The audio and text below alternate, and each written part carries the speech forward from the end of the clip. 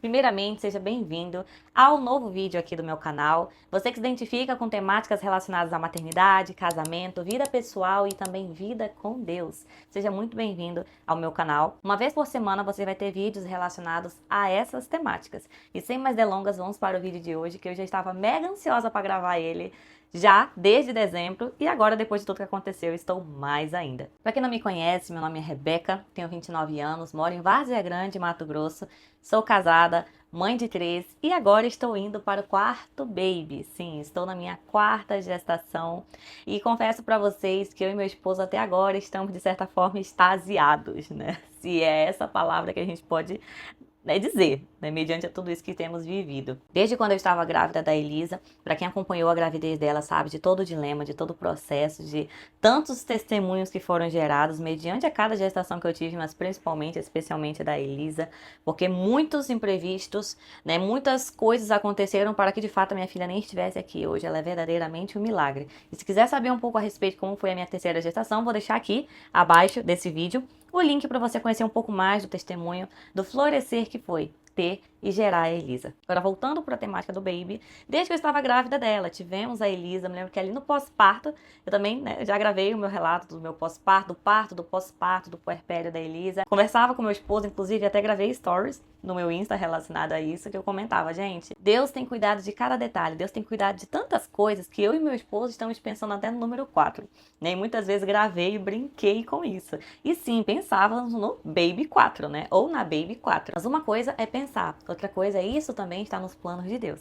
E desde quando eu tive a Elisa, né, junto ali com a minha doutora, eu decidi por conta própria não tomar anticoncepcional. Eu sou uma mulher que desde o momento, gente, desde quando eu era mais nova, tentei tomar anticoncepcional, nunca deu certo, meu organismo nunca se adaptou. Na verdade, antes de eu ser mãe, eu tomei por uns 2 anos, por recomendação médica, sempre tive muito problema com espinha, inclusive essa gestação tá aparecendo bastante, e a minha doutora na época me recomendou que tomar um anticoncepcional era o melhor caminho, mas eu me lembro que depois que o Azaf nasceu, gente, eu tentei voltar, inclusive, a tomar o mesmo anticoncepcional, não deu certo, me inchou, eu comecei a ter problemas emocionais, muita instabilidade emocional e até que veio a segunda, terceira gestação e aí eu pensei, não vou mais usar anticoncepcional. Um dos únicos os quais, de certa forma, eu me adaptei e o meu corpo estava super ok com ele, era o Implanon, que é aquele que coloca, né, sobre a pele certinho, mas, gente, pra vocês terem uma ideia, o meu corpo, ele rejeita anticoncepcional de um jeito que eu coloquei o Implanon foi em 2023. Ano passado, por volta de abril, maio, a minha doutora, né, tive minha consulta de retorno com ela, ela apalpou o meu braço e quem disse que ela achava o anticoncepcional? Eu sei, né, gente? Comecei falando de um assunto e de repente já fui para outro. Mas quem é mulher vai me entender, vai entender que na hora ali no final vai desconectar um assunto com o outro. Então fica tranquilo que vamos lá. E aí, gente, o que aconteceu? O Implanon, ele geralmente fica aqui. E a minha doutora, ela já atende há quase 10 anos. E ela falou que já coloca esse método contraceptivo há quase 10 anos também, né? 10 anos não porque ele não tá tanto tempo assim no mercado brasileiro, mas pelo menos o tempo que ele já tá aqui, ela sempre colocou. E ela falou que isso nunca tinha acontecido com nenhuma paciente dela. Sim, o Implanon, gente, ele entrou no meu braço. E ela foi fazer, ela fez um raio-x, né? Fez uma ultrassom certinho, ele já estava quase entrando na minha artéria. Sim. E se o bichinho entrasse na minha artéria, ele ia pro meu coração. Teve um caso desse, inclusive, na Europa, que parou no pulmão da mulher. E eu fiquei pensando, meu Deus do céu, realmente, eu acho que né, esse daí era o que mais estava se adaptando ao meu organismo. Acho que realmente essa história de anticoncepcional não vai dar certo pra mim não, viu? Vou ter que deixar isso aí de lado. E eu me lembro que quando a doutora fez a cirurgia, retirou ele, inclusive eu tenho até hoje aqui a cicatriz, ela comentou, Rebeca, vai ser difícil, né, você engravidar, pode ser que seja rápido, pode ser que seja demorado, né, era um anticoncepcional muito forte, não foi demorado ver a Elisa e tá, voltando agora pro puerpério, pós-parto da Elisa, eu e meu esposo já começávamos a conversar sobre o Baby 4. Né? Nossa, se Deus mandar daqui 2 anos, nossa, mas também se Deus mandar daqui 1 ano, enfim, vai ser no tempo de Deus, mas pra quem me conhece sabe que da minha primeira gestação para a segunda, a diferença foi 2 anos. Na verdade, quando a Débora nasceu, a Azaf tinha 2 anos e 7 meses. Então, ao mesmo tempo que era desafiador, era gostoso. Por quê? Porque os dois, de certa forma, né, estavam ali vivendo, né, juntos, crescendo juntos. Então, sim, tinha as dificuldades de quando um chorava, o outro chorava. De que quando um fazia número 2, o outro fazia número 2, porque ambos estavam na fralda. E os dois também mamavam mamadeira, né? Então, sim, tem a demanda em dobro. Mas, ao mesmo tempo, é um amor, né? Como que eu posso dizer? É um companheirismo que um vive com o outro, gente, que é muito gostoso, muito gostoso. E eu me lembro que quando a nossa Débora partiu e o Senhor permitiu a vinda da Elisa, eu me lembro que eu comentava com meu esposo, nossa, eu entendo, né? Hoje o Azaf, ele vai fazer 6 anos, dia 20 de janeiro agora ele faz 6 anos, e eu entendo, assim, hoje que ele tem muito mais maturidade, ter uma irmãzinha bebê, uma irmãzinha pequena, né? Antes ele tinha 2 anos e 7 meses quando teve a primeira irmã, então não tinha nem como exigir uma maturidade emocional dele naquele período. E eu também não tinha tal maturidade emocional para ser uma mãe paciente, uma mãe dedicada. Eu me lembro que eu era muito estressada, qualquer coisa me irritava, eu gritava com os meus filhos. E eu sei que há um tempo para todas as coisas e há um tratar de Deus também na nossa maternidade. A maternidade, ela nos santifica. A maternidade, ela nos aproxima de Deus. E uma vez que eu e você, mulher, entendemos o nosso papel, não só dentro da nossa casa, mas principalmente na nossa maternidade, nós conseguimos viver ela sem culpa, sem receio e até mesmo sem comparações. E voltando pro assunto do baby, aí tá, gente, eu me lembro que a Elisa tava com 3 para 4 meses, eu comentava com o Dogmar, amor, né, vamos orar para quando for realmente o tempo de Deus, né? Até então usávamos apenas o método contraceptivo de camisinha, mas ao mesmo tempo a gente tinha essa consciência, ó, vamos se cuidar, mas se não se cuidar também tudo bem, tô amamentando. Claro, não vou ser irresponsável de falar pra você que eu achava que a amamentação ia me inibir outra gravidez. Gente, eu estudo, eu leio, eu sei que tinha assim os riscos. Vida que segue, vamos voltar à vida normal, né? Emagrecendo, me sentindo bem comigo mesma, super feliz por ser mãe mais uma vez de uma menina. E vamos que vamos. E ao mesmo tempo eu conversava com meu esposo. Amor, se Deus mandar antes, seria tão bacana, né? Assim, 2 crianças pequenas, de quase da mesma idade, crescendo juntas. Né? A gente teve um pouco dessa experiência com a Zaf e com a Débora. Tinha, assim, os desafios, mas ao mesmo tempo era gostoso, era gratificante ver os dois quase que falando a mesma linguagem e crescendo juntos, né? Será que o Senhor vai permitir um dia a gente viver isso de novo? Questionávamos, pensávamos, mas ao mesmo tempo entregávamos ao Senhor. Nisso chegou ali meados de setembro, o Senhor me pediu a minha mentoria. O Senhor me pediu o meu trabalho profissional em relação aos atendimentos que eu tinha. Na época eu tinha feito vídeo, fotos e tudo, que eu ia, né, abrir uma nova turma de mentoria e nisso Deus me deu comando que não era para poder eu voltar a ser mentora. Né? Não era para poder eu ganhar dinheiro, trabalhar profissionalmente com isso, e sim servir as pessoas com tudo aquilo que Ele havia me capacitado, com tudo aquilo que Ele havia me dado. Não foi um comando fácil, porque até então eu acreditava que o meu valor também estava no meu trabalho, até que Deus, de certa forma, me tratou nisso, vem me tratando, e nem sempre, na verdade, quase nunca vai ser fácil você obedecer a Deus. Quando você vê as pessoas romantizando a obediência a Deus, é algo fácil, é algo tranquilo obedecer a Deus. Não é. A gente tem o exemplo disso mesmo na Bíblia, de grandes homens, de grandes mulheres que sabem e passaram pelo processo do quão difícil é obedecer a Deus. Né? Mas, uma vez que obedecemos, temos que confiar nele. E a última palavra sempre vai ser do Senhor. E aí nisso, chegou ali por volta de outubro, desde a gestação da Elisa, o Senhor já estava me incomodando a fazer o propósito de 21 dias de pano de saco e cinzas. Mas fazer esse propósito gestante não é uma boa. Primeiro porque as minhas roupas de pano de saco e cinzas são roupas pequenas. E toda vez que eu fico gestante, eu fico um barrigão.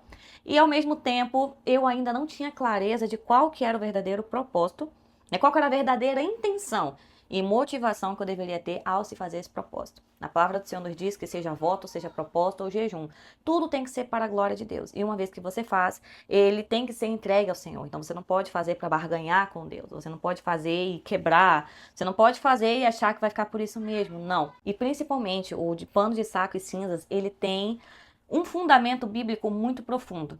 Então, quando as pessoas elas vêm me perguntar, Rebeca, você fez o propósito de pano de saco e cinzas para engravidar? Você fez o propósito de pano de saco e cinzas para quê? Primeiro, antes de tudo, eu fiz em forma de clamor pela minha vida. Porque como o Senhor já havia pedido a mentoria de mim, na época eu me lembro que eu também me afastei do conjunto de louvor da minha igreja, foi uma das coisas também que Deus me pediu, que era para eu viver para minha família, para os meus filhos naquele momento, e não foi algo fácil, porque até então eu via meu ministério, eu via a minha utilidade somente nos lugares que eu era vista, né? Quantas das vezes nós mulheres somos assim? A gente subestima o nosso papel e até mesmo a nossa posição dentro da nossa casa, e a gente acha que somente no altar, num palco, em uma posição executiva ou muito bem remunerada, aí sim seremos valorizadas. E cada vez mais o mundo tem caminhado para poder nos levar para esses lugares. Aí é o momento no qual eu te pergunto, não estou dizendo que Deus não está nesses lugares, mas eu te pergunto, será que o seu propósito realmente é esse? Claro que a minha realidade não é a sua e a sua realidade não é a realidade de outra mulher, mas é um momento que o tempo todo a gente tem que se questionar, será que o que eu tô fazendo tem mais a ver com o meu ego ou realmente é propósito de Deus? Será que o que eu tô fazendo tem a ver mesmo com uma necessidade ou tem mais a ver com suprir algo dentro de mim? É o tempo todo a gente tem que se fazer essas perguntas, porque é uma linha muito tênue e é muito fácil, viu? Da gente tendenciar mais para o ego, para a linha errada do que pro que é certo. Mas aí fica a temática para outro vídeo. Vamos nos atentar à temática desse. Aí nisso, fiz o propósito de pano de saco e cinzas e a primeira motivação, né, que realmente me fez fazê-lo foi em forma de clamor e arrependimento. Pensei, Deus, se eu tô tão egoísta assim, se eu tô tão cheia de mim assim, me quebra. Me quebra, me refaça, tira todas as minhas vaidades, né? Se é para poder abrir mão mesmo do que eu tenho que abrir, se é para realmente eu ter que sair de lugares que eu tenho que sair, então que seja de uma vez por todas, né? Eu peço perdão pelos meus pecados, por toda a iniquidade, por todo o ego, por toda a vaidade que eu carrego, por tudo aquilo que os meus pais fizeram, que os meus avós fizeram, meus bisavós, tataravós, todos os meus ancestrais fizeram e de certa forma tem se repetido em mim. E isso é bíblico, né? A palavra do Senhor nos diz, inclusive vou até colocar o versículo aqui abaixo, a referência dele, que a bênção do Senhor, a maldição, ela acompanha até a quarta geração. Chegou na quarta geração, ninguém rompeu, ela acompanha por mais 4 e assim sucessivamente. Mas a bênção do Senhor, ela nos acompanha por até 1000 gerações. E aí é o momento no qual eu senti assim que eu ainda vivia de certa forma iniquidades, pecados, né, de mal, raiz, né, da maldade que, né, antepassados meus haviam plantado e, de certa forma, estava adentrando na minha casa, estava adentrando na minha maternidade, estava adentrando em mim. E eu sabia que eu tinha que me posicionar e clamar primeiramente por mim.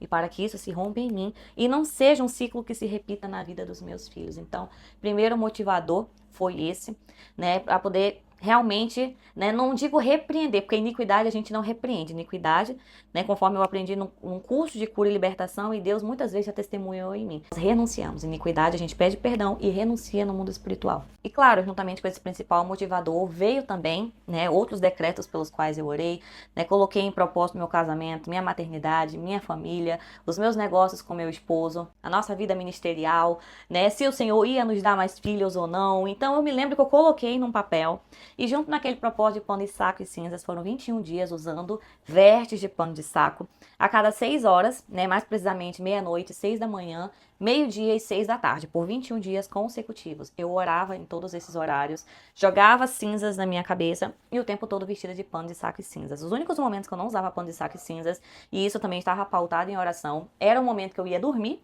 né, que aí estava liberado dormir de pijama, e o momento que também eu ia levar minha filha para aula de natação. Os meus filhos para aula de natação, porque como a Elisa ainda é bebezinha, eu tenho que estar ali com ela na aula de natação. E as aulas de natação também foi um grande tratar de Deus e foi uma grande ferramenta de cura para mim no ano que se passou. E também é tema para um próximo vídeo. Nossa, tem bastante tema esse ano para os vídeos, viu? Nós vamos nos atentar a esse novamente. E me lembro que quando eu encerrei o propósito de pano de saco e cinzas, Deus, eu tenho que me renunciar, eu tenho que abrir mão do ego, da vaidade, amém. Eis-me aqui para cumprir o seu propósito, eis-me aqui, faça comigo a sua vontade, faça comigo o que o Senhor quer, né? Para 2026, eu voltar a trabalhar fora ou não, eis-me aqui. Se 2026 eu tenho que voltar a fazer isso ou aquilo, eis-me aqui. E aí foi colocando, né, em oração e entreguei a Deus. Deus, se realmente o meu chamado é, antes de tudo, a minha casa, os meus filhos, eis-me aqui também. Porque não se trata do meu querer, se trata do seu querer em mim. E é uma oração que a gente tem que tomar cuidado, porque nem sempre a sua vontade ou a minha vontade vai ser a vontade de Deus. Só que uma coisa eu te digo, vale a pena obedecer. E vale a pena se submeter à vontade de Deus. A vontade de Deus, na maioria das vezes, ela vai nos esmagar. Ela vai nos confrontar. Só que não tem como um vinho novo vir de uma compressa mal feita. Não, o vinho, ele precisa... A uva, né? As uvas, elas precisam ser esmagadas inteiramente para poder o vinho saboroso, o vinho novo, de fato, vir. Na maioria das vezes, eu e você também somos e temos que ser assim nas mãos do Senhor. Chegou dezembro, fiz o lançamento do meu novo livro, Chamadas para Impactar, foi uma bênção, inclusive, né, a primeira remessa já esgotou, e ali eu já estava sentindo um pouco inchada, né, só que aí foi uma semana depois que eu havia menstruado, foi uma menstruação muito forte, pensava eu até então que era uma menstruação, e aí nisso foi caminhando, os dias foram se passando, né, nossa, acho que esse final de ano eu tô comendo mais do que devia. Nossa, no propósito de pano de saco e cinza também tinha feito jejum, abri mão de café, abri mão de suco, abri mão de Se eu não, eu abri mão de arroz, isso, e macarrão. Porque como eu estava amamentando, eu tenho uma amiga que é pastora, ela faz propósitos há muitos anos, tenho ela como referência nessa área. Ela havia me informado que por eu estar amamentando, eu não podia fazer jejum total.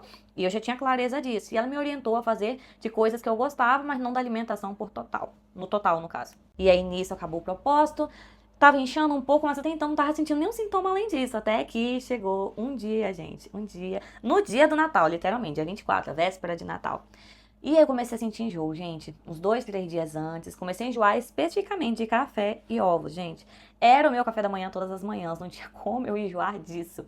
E aí foi um momento no qual eu pensei, meu Deus, eu acho que alguma coisa de errado não tá certo. E eu me lembro que eu fui na drogaria com meu esposo, a gente foi comprar fralda, foi comprar leite pra Elisa. Depois que ela começou a introdução alimentar, eu comecei a dar muito mais mamadeira pra ela. E ela também já tava brigando com o meu peito.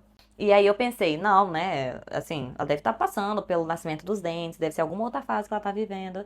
Até que na drogaria eu olhei pro meu esposo, e ele pegando leite, pegando a fralda, pegou mais algum outro medicamento, eu fui, peguei 2 testes de gravidez de marcas diferentes, coloquei no caixa também. Eu falei, ó, vamos levar esses itens também pra casa, pode passar. E ele olhou pra mim assim, e ele falou, nossa, mas tem essa possibilidade? Eu falei, sim, você sabe que tem essa possibilidade.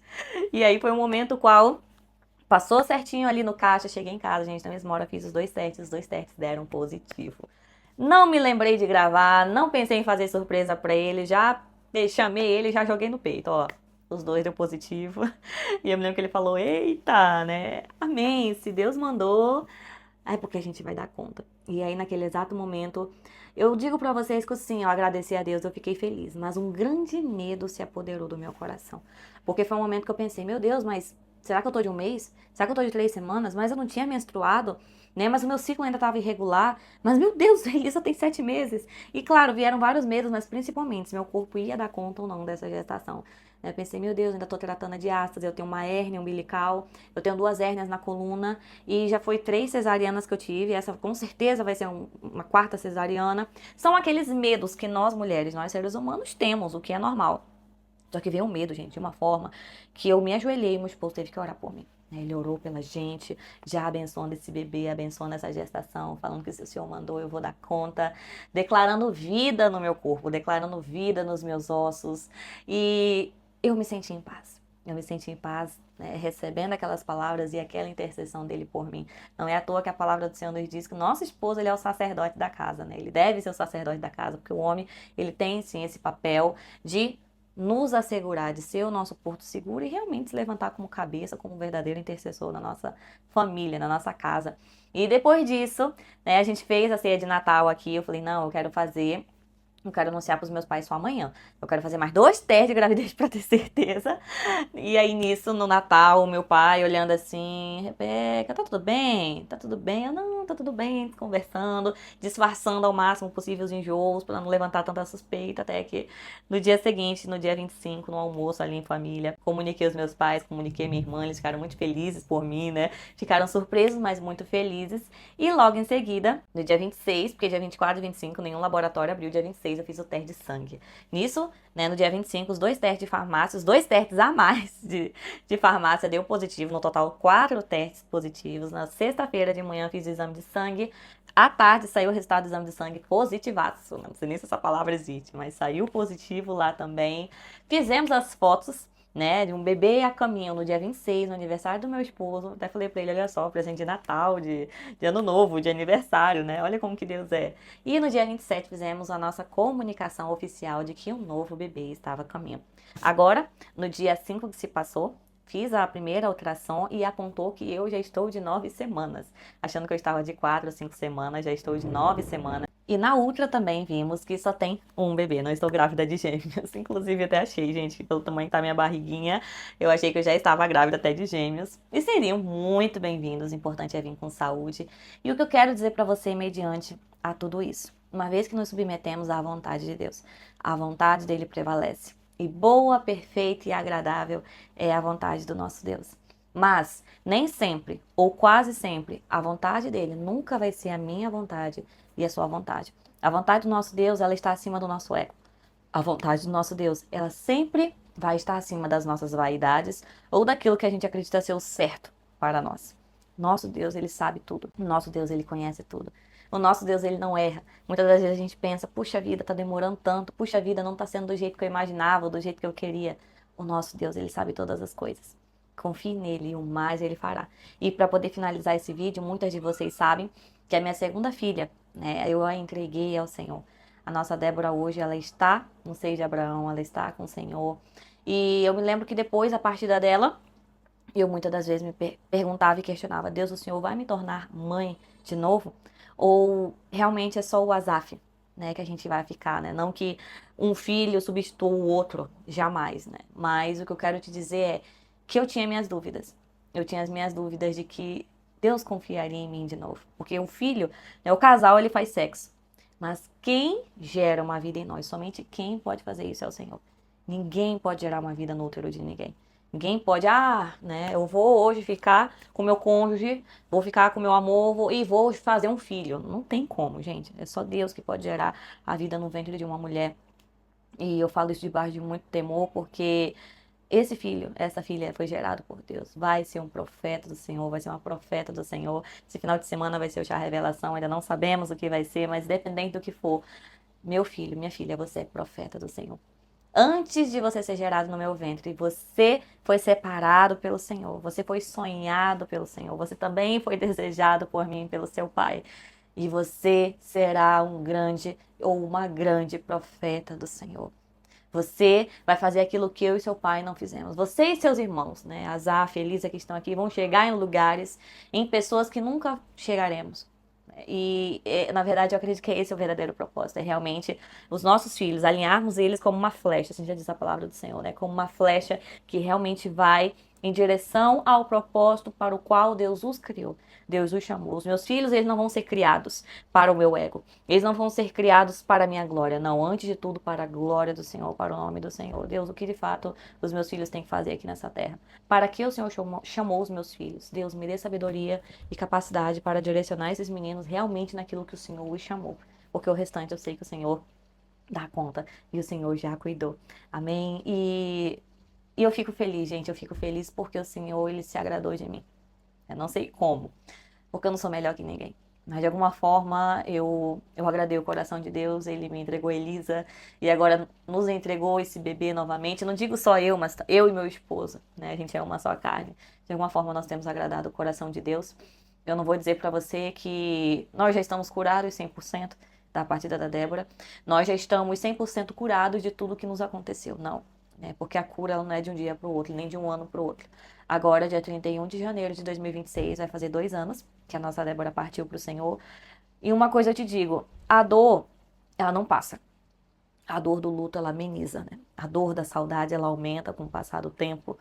Mas ao mesmo tempo que tudo isso vem, né? Porque a nossa alma, ela é assim, ela sempre vai sentir, mas ao mesmo tempo que tudo isso vem, o nosso espírito se aquieta no Senhor, sabendo que Ele cuida de tudo. Ele provém tudo e Ele cura tudo. Eu vejo a chegada desse novo bebê ou dessa nova bebê como realmente, mais uma vez, Deus sinalizando pra gente: ei, eu amo vocês. Eu amo você, Rebeca. Eu amo você, Dogmar. Eu amo a família de vocês. E como prova também do meu amor. Não como se Deus precisasse provar algo pra gente, né? Porque o fato dele ter morrido na cruz, maior amor e maior prova de amor que essa não há. Mas é como se Deus estivesse olhando pra gente e falando: mais uma vez, eu quero dar motivos para vocês sorrirem. Eu quero dar motivo para vocês se alegrarem. Eu quero confiar uma alma a vocês. Porque sim, vocês são dignos de confiança. Eu tenho me agradado de vocês. E mais uma alma eu vou gerar no seu ventre, minha filha, porque eu te amo. Então, o que eu quero te dizer para você que está assistindo nesse vídeo, seja qual for a dor que você esteja passando, seja qual, não sei se você já é mãe, se não é, se é tentante, se não é, às vezes a sua dor não é não é na maternidade, é no casamento, é na vida espiritual, é em outro trauma, outra área que você esteja passando. Eu não sei o que você está passando, mas uma coisa eu te digo, se coloque na brecha. Faça coisas por Deus e viva coisas em Deus que você nunca fez, mas esteja disposto a obedecer. E acredite, uma vez que você o obedece, a cura te alcança. A paz dele te alcança, a presença dele te alcança. E você conhece a Deus de uma forma que nada te tira a certeza de que ele cuida de tudo. E que ele sempre fará o melhor por você e pelos seus. Amém? Aqui fica o vídeo de hoje. Esse vídeo, né, ficou um pouco longo, foram várias temáticas nele. Eu ia abordar muito mais a questão do bebê, e, querendo ou não, abordei outras coisas. Mas eu sei que o que eu falei aqui era o que eu precisava falar, era o que eu precisava compartilhar. Eu sei que esse vídeo vai alcançar pessoas e realmente Deus vai bradar o coração dessas pessoas, porque não se trata de mim, nunca se tratou de mim. Se trata do que Deus pode fazer por mim. É eu realmente usar o meu testemunho para alcançar vidas, alcançar famílias, alcançar gerações. E é assim que nós temos que viver, para a glória dele sempre. E se você curtiu esse vídeo, se esse vídeo falou com você, fica à vontade para comentar aqui abaixo, fica à vontade para curtir, compartilhar ele também e que ele alcance mais pessoas, mais e mais. Semana que vem temos novo vídeo aqui no canal, assim como teremos nas próximas semanas. Grande beijo, fique com Deus, para você que ficou comigo aqui até o final. E vamos, que aqui ainda estamos de 9 semanas e ainda tem muitas águas para rolar e glória a Deus por isso, amém? Deus abençoe e até o próximo vídeo.